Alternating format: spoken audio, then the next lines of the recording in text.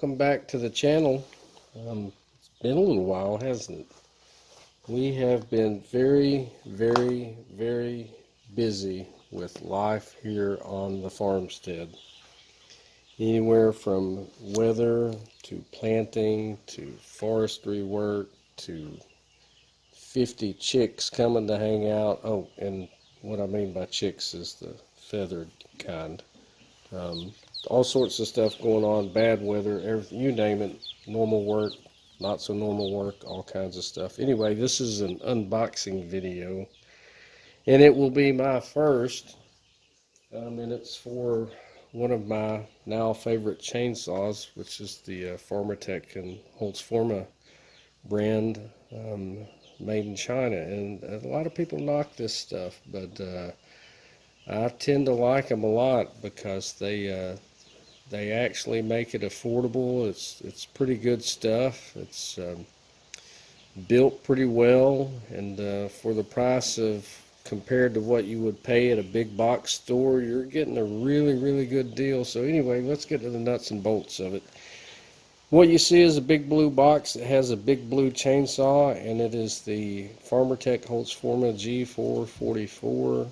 It is a 70.7 cc saw. I'm sure it is something similar to a Stihl, somewhere in that range. I'm not sure which one. I'm not a big Stihl guy. I like Husqvarna chainsaws, and I really like these Farmertec Holzfforma chainsaws. Anyway, let's open the box. I have cut the top of it open. I haven't pulled the saw out of it yet, so let's see what we got here. So let's see. Your generic, this comes with just about every Farmertec saw, is a gas oil mixture bottle. Looks really, got a nice sticker on it. I never use these things. I mix fuel, 2.5 to 5 gallons, something like that. It has a full wrap. This one came with a full wrap handle, and so the full wrap handle basically goes all over the top of the saw. Makes it easy if you have to do a lot of side cutting. And this saw, being a 70 cc saw, is pretty capable. Got a toolkit in here. Let's open this up, see what's in here. So we've got our log dogs, our log spikes right here. Looks like a chain catch. Some screws for something, I'm sure. Little screwdriver, I'm sure, to adjust the carburetor and probably adjust the oiler.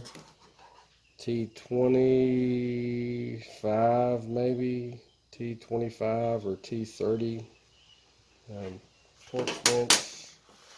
Of course, your scrunch, if you're like me, you've got a ton of these things. A little tool bag comes with it, and I'll probably throw the tool bag away and just put the tools with the rest of the chainsaw tools. So we'll set this to the side. Of course, your owner's manual for the saw. I'm sure that's got lots of really good information in it that I will, believe it or not, I will read this. Probably not every page, but I will read a lot of it. Right now I'm treating the tractor like a piece of exercise equipment. I'm stacking stuff on top of it. So let's pull the saw out of the box. Okay, there it is. It's not so blue. It's pretty much plastic, wrapped in bubble wrap. They actually ship these things in pretty good packaging. And pretty much the carriers, if your saw gets destroyed or something like that, you can see how well this is shipped. It had some big bubbles, big bubble bags in it also. If your packages are damaged, I'm going to go out on a limb and say, hey, it might be the shipper. So anyway, let's open this up. I have not, as you can see, I have not opened this thing up. So let's open it up, see what we got here. And I'm going to cut the tape to be able to unravel it rather than cut through all this bubble wrap. Okay, I think that might have gotten it.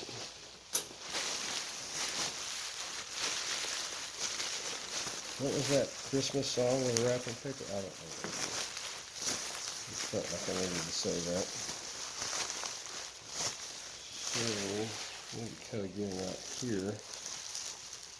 I don't know if you like unboxing. I don't know if you like me doing unboxing or not, but somebody suggested, and I'm not going to say who she is, but somebody suggested I needed to do an unboxing of these things. So I'm doing it. If you don't want to see this,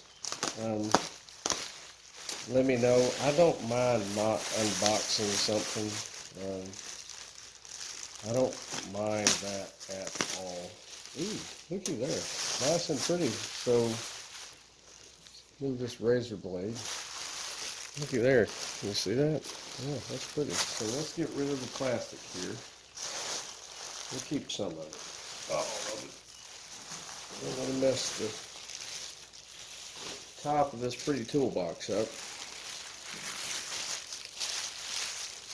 which incidentally came from Harbor Freight. Okay, well that's it. That is the G444. And so I can give you some specs off of this saw. And so it is 70.7 cc's. It has a max power output of 4 kilowatts. So 1 kilowatt is equal to 1.34 horsepower. So basically multiply 1.34 times 4 and that gets your horsepower. And so that's going to put us around 5.2 horsepower, something like that. At 70.7 cc's, idles at 2800 RPM, has a maximum power speed of 11,500 RPM. And, you know, that can vary based on your ignition. It can also vary based on your compression, all sorts of modifications you can make. Resistance in your chain and your bar, resistance in your oil gas mixture, all sorts of things. Anyway, has a 50 millimeter cylinder bore. The stroke is 36 millimeters, which is quite good, which means that you should have pretty good torque. Of course, it's carbureted. They recommend 90 plus. I run 93 octane plus on all my stuff, and I use VP Racing synthetic two-stroke racing oil is what I use in all of my two-stroke equipment. They recommend 25-to-1 to break in for 2 tankfuls, and then you can switch it to 32 or 40-to-1 or 50-1, whatever you prefer. But you know, you want to keep some oil in there for lubrication because that's where these things get their lubrication at. The fuel tank volume is 27.9 ounces. That is quite a lot, and that is very, very nice. So the oil tank capacity is 12.2 ounces. And if you didn't know this, this is what I would recommend whenever you're operating a chainsaw. Whenever you have to fill the saw up with fuel, go ahead and fill it up with oil. A lot of people, they just think, well, it ran out of gas. They don't think to check the oil in it. But whenever it runs out of fuel, that's a good time to go ahead and replace the oil also. And you can run a thinner or you can run a thicker oil based on the different season. You know, you want to run a thinner oil in the winter, that way it will actually lubricate easier through the system versus, you know, the cold weather. And you can run a little bit thicker oil in the hotter season because it is going to be hot, and it's going to cause the oil viscosity to transfer a lot easier because it is hot. But keep that in mind, and that's personal preference. And as far as personal preference goes, that also comes back to being able to maintain your equipment. If you don't maintain your equipment, it's not going to last.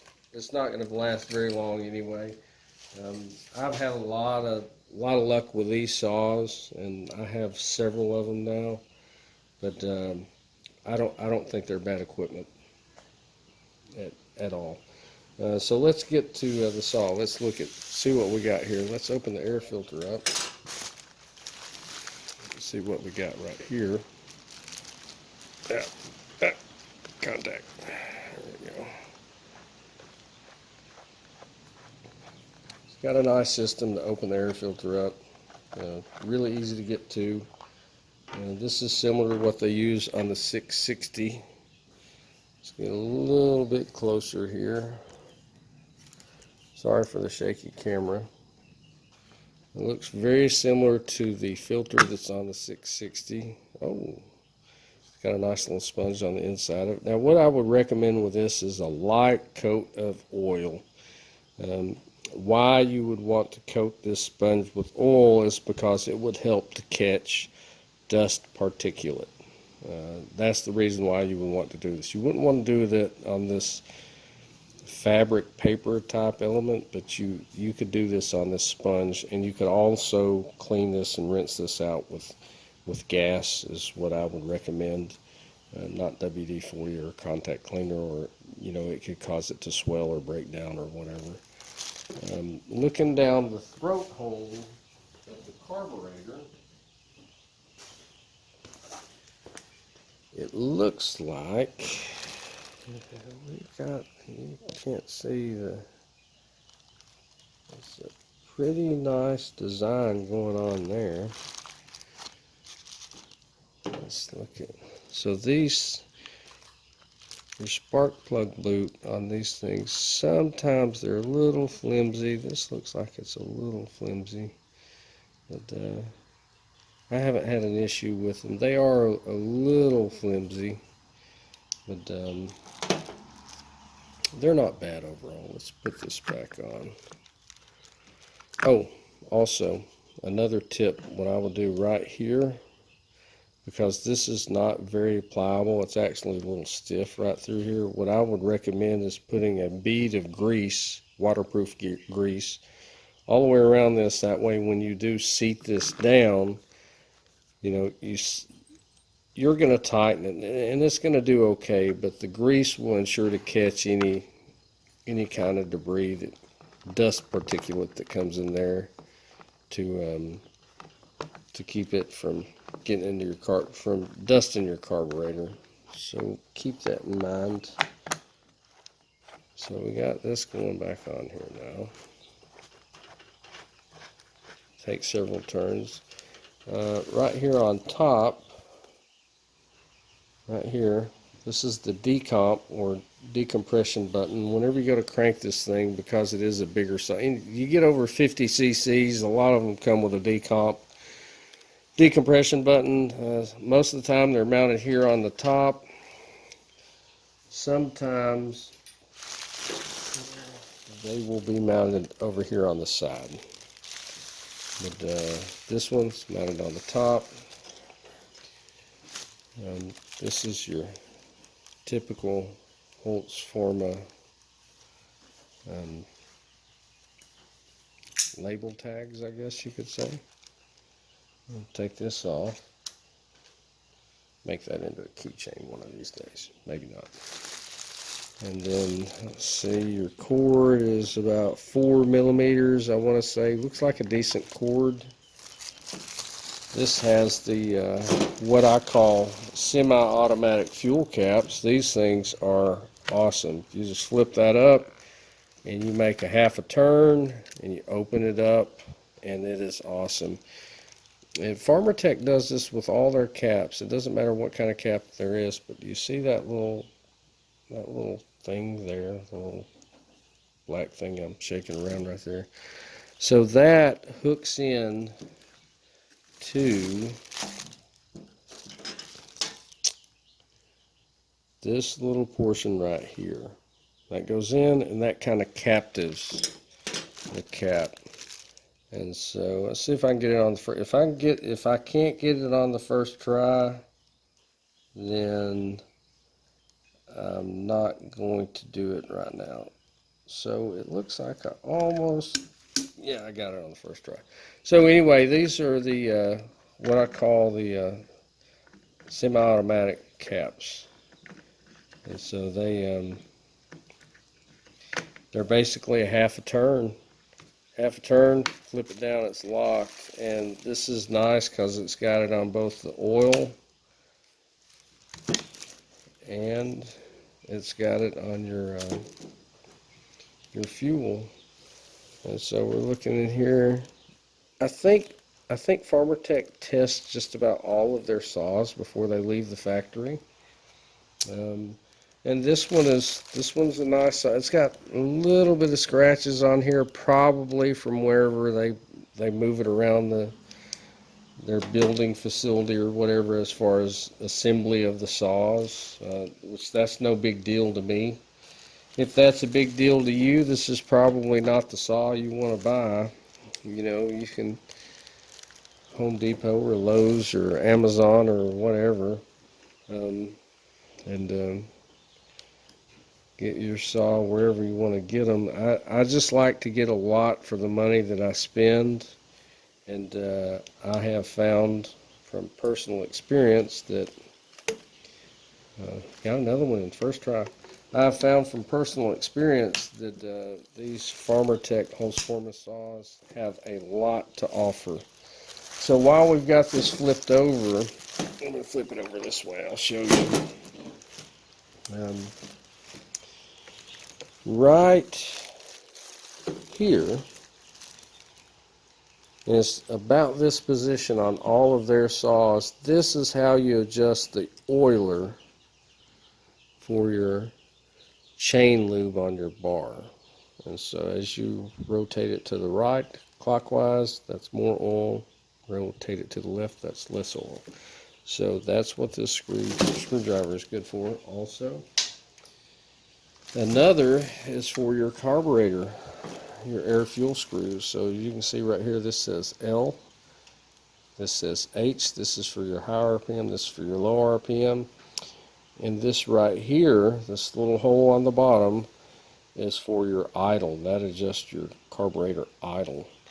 And you can get you a pulse tachometer, an electronic pulse tachometer, and that can help. If you don't want to go by just the sprocket running, you can actually go by the pulse tachometer, and that will help you also.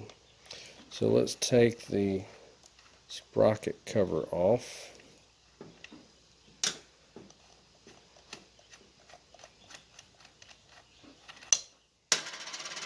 Okay, so your sprocket cover is probably magnesium or aluminum. You can see here it's just, yep, it's magnesium or aluminum. Your chain buffers here. You would mount the felling dogs right here, I'm assuming. What I will do, because typically for your chain adjuster, which is adjusted through the cover by turning this screw right here, typically the Farmertec saws are not greased. So I will take this apart and I will grease it before I actually run the saw. It has an inside clutch where the clutch is covered by the sprocket hub. The sprocket is a lot easier to remove here because it's just a rim sprocket, which is very nice.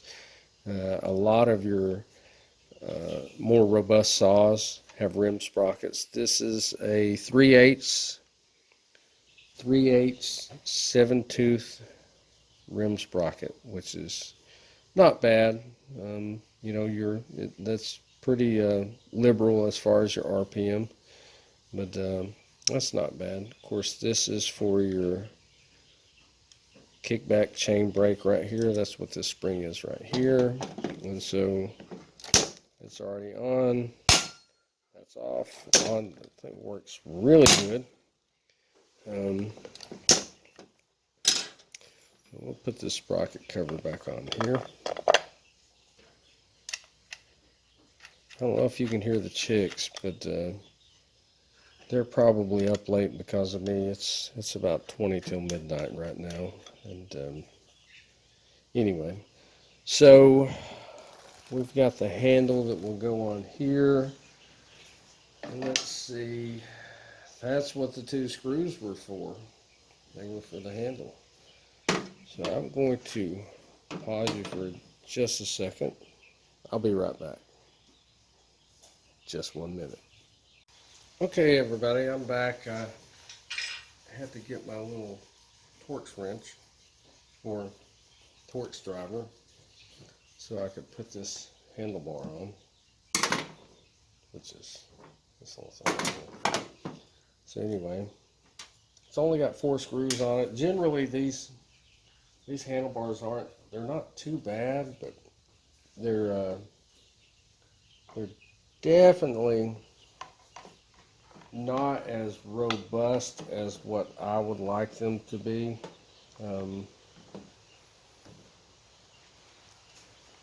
I think there is quite some room for improvement with these bars, but you know, hey, that's okay. This saw, I want to say this saw cost me, I bought it straight from Farmertec's website. I will put a link in the description for that. If you like, you can click on that link and it will take you straight to Farmertec's website, and you can go from there and find pretty much, it's not just chainsaws. Farmertec has quite a lot of everything, and by everything I mean pretty much everything that has to do with outdoor power tools, whether it be lawnmowers or engines or weed eaters, push mowers, Briggs and Stratton, you name it. And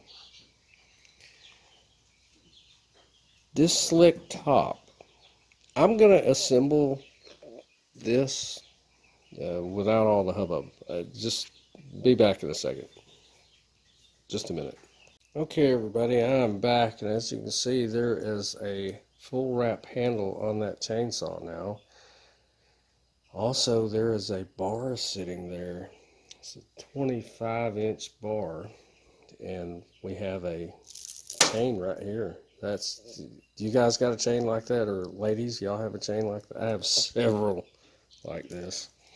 So this is always a fun thing to do, is to get this thing untangled. If you know a better way to do this, please leave a comment down there and share your wisdom with us on how to untangle this mess. I just keep going back and forth like this, and I keep wrapping it up.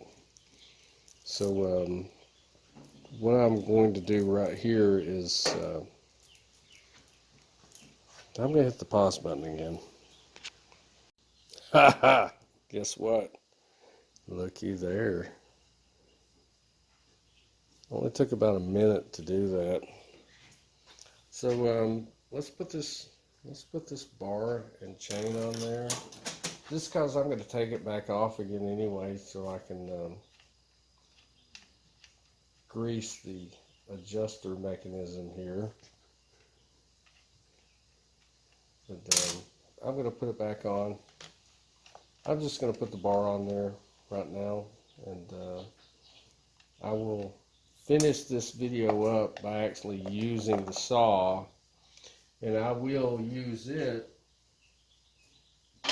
against either the 660 or the G466, I think. I have one of those also. I haven't done an unboxing on it. It is a used saw, and I got it for a really good deal. And so I am planning on, I've wanted that saw. It's a 76cc saw. It's actually pretty comparable to the G660, but doesn't make quite the power of the G660, but it has a little bit more RPM than what the G660 does. So let's see if I can get this chain on. First shot, if I can't, I'm probably going to have to go ahead and adjust the greasing on the chain adjuster. Let me get out of your way right here. Walk around the other side of the camera. Try not to hit it as I'm going by. And I don't know how you folks adjust a chain, but I'm going to show you how I adjust a chain. Everybody does it a little bit different. But this one is way too far out. So let's just go ahead and get a screwdriver and we'll adjust that.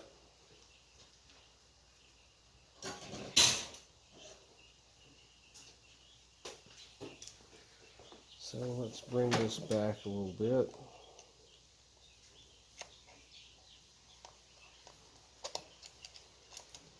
It's not too bad. It's moving pretty good. So when you rotate counterclockwise, that loosens it.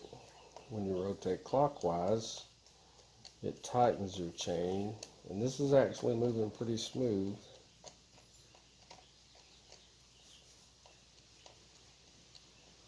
So I'm going to go ahead and loosen it up all the way. This is basically really close to the rim sprocket. Make sure we're in the teeth back here.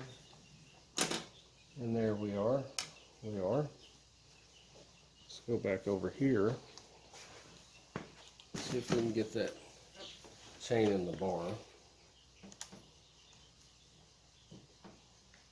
Incidentally, this bar is, as you can tell, it's a Holzfforma bar. It is a Holzfforma chain.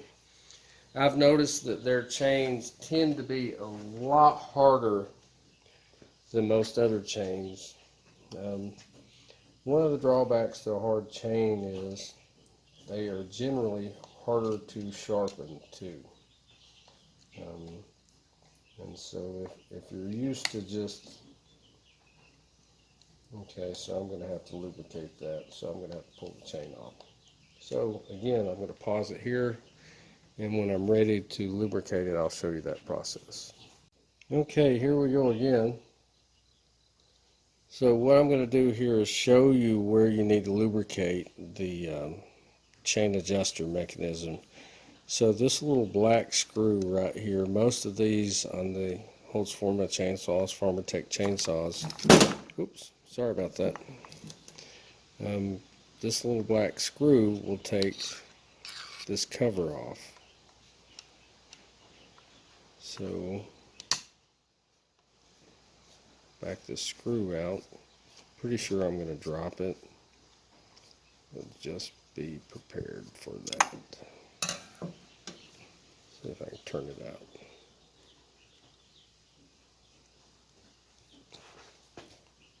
This here, didn't drop it. Pull this out. And so right here, this is the mechanism. It's got some bar oil on it, it looks like. I'm going to throw some waterproof grease in there. This grease works pretty good. Waterproof grease works really good because it doesn't break down in water near as bad as other grease does.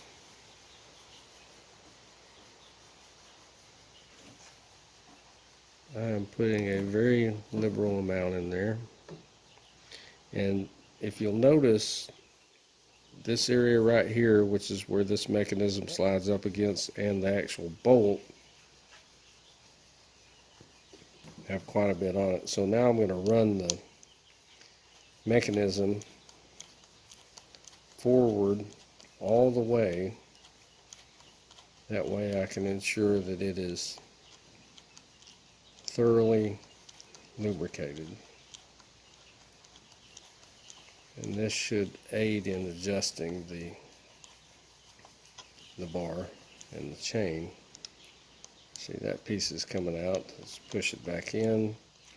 It will not come out once you have that cover back on it. Run it forward. Alright, it's forward all the way. I'm going to put a little bit of grease in this area right. I know it's got oil on it. I see that. You see that too.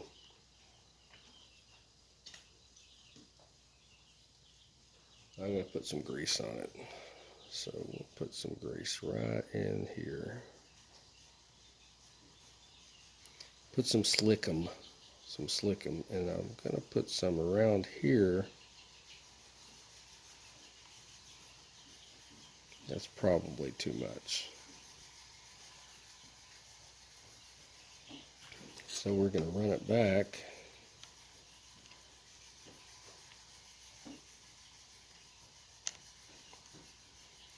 And then we'll put our bar and chain.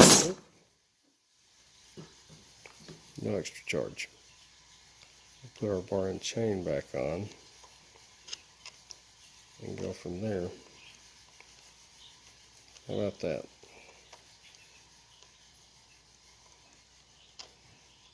So I'm just going to go ahead and do all this in real time. I won't pause it.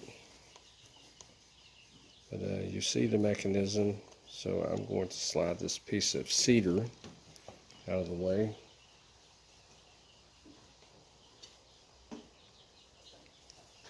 Put our little cover back on.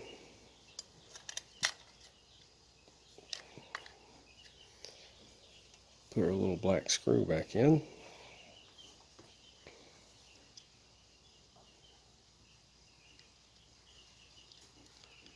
Do our best not to cross thread it. So as long as you can ease it in, you're probably not cross threading it. And tighten it up as tight as I can get it, which is right there. And we will back the camera up so you can see the bar and our little Branson tractor in the background. Big fan of Branson tractors too. So let's put our bar back on here. There we go. Get our chain, handy dandy chain.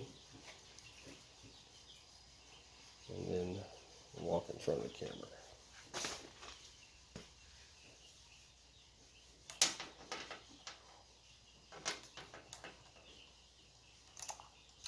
It's not too bad with a shorter bar, but boy, when you get it over a 28-inch bar, this is a handful.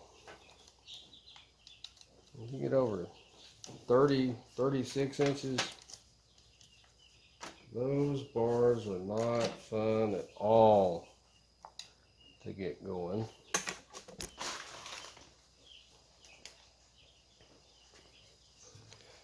Alright, so that's, would you say that's loose? I would say that's loose. Let's try to tighten it up a little bit here. See how we go.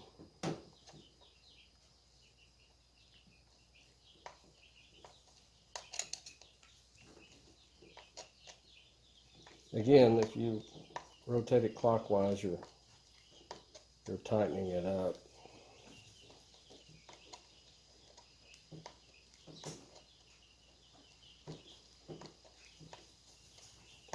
So when I tighten a chain,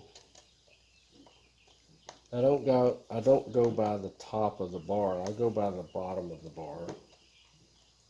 And so when the teeth, and I'm going to show you right here. So you see the brooders, they're right there. That's one of them. So what I want you to look at, this area right here, this is halfway down the bar. So when this is up in there. That's going to be plenty tight enough for me, and because it's a brand new chain, it's going to stretch, so I'm not going to make it too tight. There we go. So that's in there. That's right up against the bottom of the bar. That's where I'm going to leave it for right now. After that, I'll run the saw, and I won't put it in wood just yet. I'll heat cycle the saw because it is brand new. I'll heat cycle it several times, and what I mean by heat cycling is because it is a brand new engine, I'm going to, right here is your cylinder, and so what I'm going to do is whenever I crank this saw and get it running, I'm going to put my fingers on the cylinder and feel it getting hot. And once I feel it getting hot, then I'm going to run it a little bit longer, and then I'm just going to shut it off. I'm going to let it cool down, and then I'm going to crank it up again, and I will get it up to operating temperature again. And I'll do that several times, which will probably run through a small amount of fuel. And let it just heat cycle. So those are basically heat cycles, and heat cycling is cold temperature to running temperature and then back to cold temperature. That's one heat cycle. And so I'll do that several times, and what that will do is help to bed in all of the moving components within inside the engine. And after that, and the chain will stretch based on the rotation of the chain. It will stretch, and once it stretches several times, probably 4 or 5 times, it'll stretch as much as it's going to stretch, and then I'll adjust it again because it will be loose, and once I adjust it again, it should be good to go to cut. And so having said all of that, this saw should, oh yeah, I'm really making people sick right here. Having said all of that, this saw should cut pretty good. I'm pretty excited to use this saw. But that's it for the assembly part. That's basically the fully assembled saw.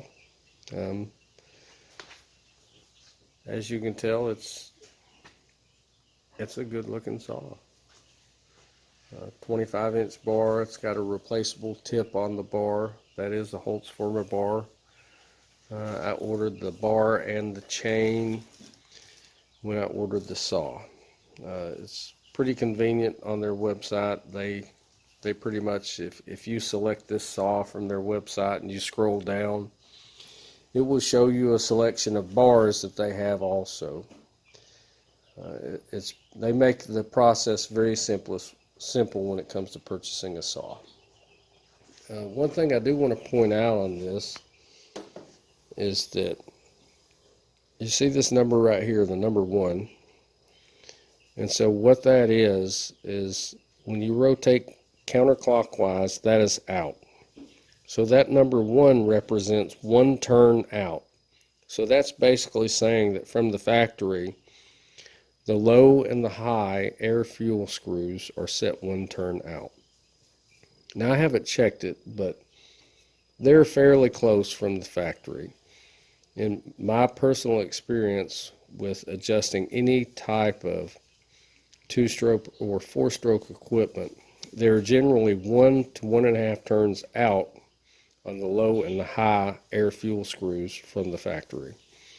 You can go as far as 2.5 turns out or as low as a 1/2 turn out to make it run properly. All that is dependent on the state of the motor, the air, the fuel, and the oil mixture you have in your engine, in your gas tanks for the running engine. But the next part of this video you'll see is it cutting wood. So let's get to that probably tomorrow or the next day. Until then, let's wait for the rest of the video. Okay. Oh, no. Are you recording that? Mm-hmm. You're going to edit this part out. I'm going to edit this part out. Maybe. So now we're at the live cuts with this. I've heat cycled this saw just a couple of times. It is the G444 that you saw in the unboxing. I've heat cycled it a couple of times. I've also stretched the chain a couple of times. I haven't taken the RPMs up very much on it. But now we're going to do some live cut to put a little bit of load on it and cycle it heat-wise that way. I've got two different logs I'm going to cut. One's going to take up about half of the bar. The other one's going to take up the full bar. But I am not going to take the RPMs up to top RPM. If the carb needs to be adjusted, I will adjust the carb. But if it doesn't need to, right now I'm not going to. It does have 25-to-1 fuel, which is what Holzfforma Farmertec recommends, and I agree with that. I mean, it's heavy on the oil, but and that's fine. It is brand new engine parts, brand new components, and it's not going to hurt them to load it up with oil. If anything, you might foul a spark plug, and that's about it. So let's get it cranked, and then we'll start cutting some wood.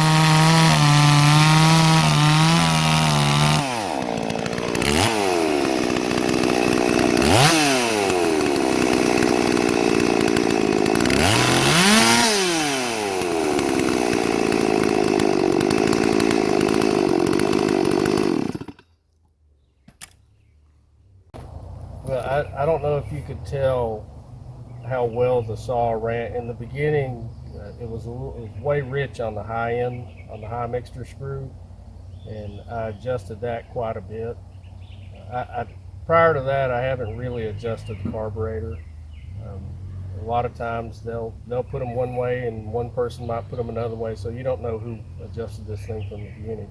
But regardless, it did need some adjustment. I adjusted it and it came up from that, which is good. Now I still didn't take it up all the way in the RPM range, if you noticed that. Now, when I was done cutting, I did give one full throttle pull on the saw, and if you would have noticed, it went very high after that. And I did do that one time, and it was a substantial amount higher in the RPM range what it did run. So I'm pretty happy that I didn't go up very high on it. The saw runs really, really well. Melissa and I had a conversation before we started this piece right here, and it runs really, really well for a saw that's this inexpensive. You know, any saw will pretty much run, but this thing has very, very good power, and power comes from good components and good build, tight tolerances, and this thing evidently has it. A lot of people compare the 444 to the 466. The 466 is a 76.5 cc saw. This is almost 71 cc's. So it's not even 71 cc's. And we have a 466. We haven't ran it yet. But this saw, if the 466 runs as good as this, that's still not bad. But for this thing to run the way it does, the 660 runs really, really good. This thing is pretty close to what the 660 will do. Now granted, this is a 25-inch bar, and the 660 will pull a 36 or higher really, really well. But again, this is a 70 cc engine. But for a 70 cc engine, this thing runs really, really good. For the cost, it's not bad at all. Pretty impressed so far, and with 25-to-1 fuel, it's not making the power that it will make when it's at 40-to-1 fuel. So there's still some power to be had. I'm not going to modify these saws, but if you were to modify these saws, I'm pretty sure that you would have lots and lots of power on tap. But we'll make some future videos with this saw once we get it broke in good. It's ran about half a tank of fuel through it so far, and that's it. And this is basically the first time it's ever been in wood. It's only had 2 other heat cycles prior to this, and it was at very low RPM range, just flipping the throttle. But pretty impressed with it so far. Hope you guys enjoy the video. I hope you like our videos. If you like our videos, please like them. Please subscribe. Please share them with your friends. That will help us out a lot. That'll help us to be able to continue to show you a lot of the things that we do on the homestead here, on the farmstead. So please do that. We would appreciate it, and give us a thumbs up, and we will see you next time. Thanks.